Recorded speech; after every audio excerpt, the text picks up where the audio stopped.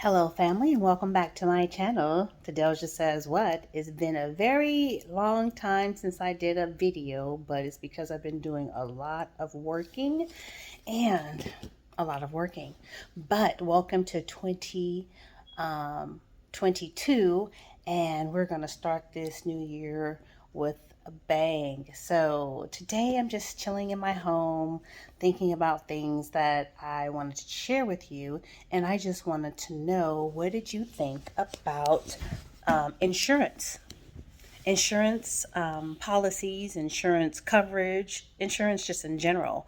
A lot of people do not think that insurance is very important, but I'm here to tell you that it is. Whether it's your home, vehicle, or life, it's very important to feel like you're being protected in case the unexpected happens, because it happens all the time. All the time. But today I have a story for you.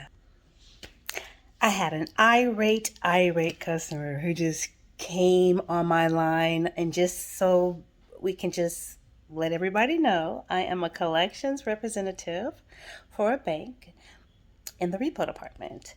And what I do definitely is hard work when you have to deal with people's emotions and different things that people go through daily.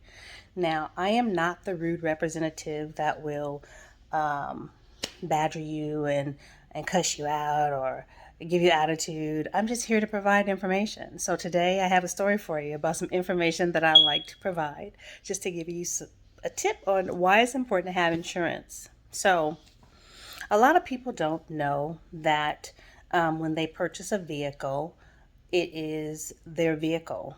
Even if you're a co-signer on it, it's still your vehicle.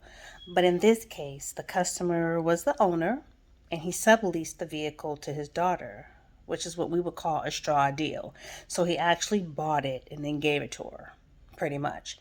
He had insurance on the vehicle, and then what he did was he removed the insurance when she got insurance in her name for the vehicle. But again, the vehicle is still in his name and it still belongs to him. So he's still responsible for the vehicle. So going forward, she's dating this guy and he's driving the vehicle. She's insured on the vehicle, but he's not. And he doesn't have the individual insurance for persons who do not have a vehicle on himself. So when he drives her car, that he is covered under his policy. So guess what happened? Yep, there was an accident. And what happened? The car was totaled. So it was reported in December of last year. He calls back in February about the vehicle, saying that I'm trying to purchase something and you guys are ruining my credit because you guys are reporting to the agency I'm late, and you guys didn't even take in the fact that this vehicle is a total loss. So I'm looking at the information and I'm like, well, sir, you never reported to us that it was a total loss, and you didn't provide us with any insurance information. So can you please, provide me with the insurance information, and I'll be happy to note the account. However, being that the vehicle is still in your name and you still have a balance, you are supposed to still keep the account current. Now, I don't know if you've seen my other video, but you need to keep your account current even if your unit is in a body shop, or in this case totaled, until the situation is completely taken care of and recovered. You need to keep your account current. So of course he was like 2 months behind, 3 months behind. The incident happened in November. He reported it in December. We didn't know any information until January, February. So 3 months reported late. He's trying to purchase a house, I would assume. So I asked for his insurance information. He gave me his insurance information. And then I called the insurance company. Well, mind you, the daughter also had insurance, so he provided that information as well. He gave the information about the daughter and the insurance. So I had both companies, so I called both. The first company said no. He removed the insurance from his account a year ago, and we're not covering this incident. Okay, thank you. Call the next company. Yeah, she was insured on the vehicle, but she's not the one who was driving. So the boyfriend or the husband was driving and they weren't covered under our policy, so we're not covering the vehicle. So the customer still has to pay whatever the balance was at the time. In this case, it was a few thousands of dollars.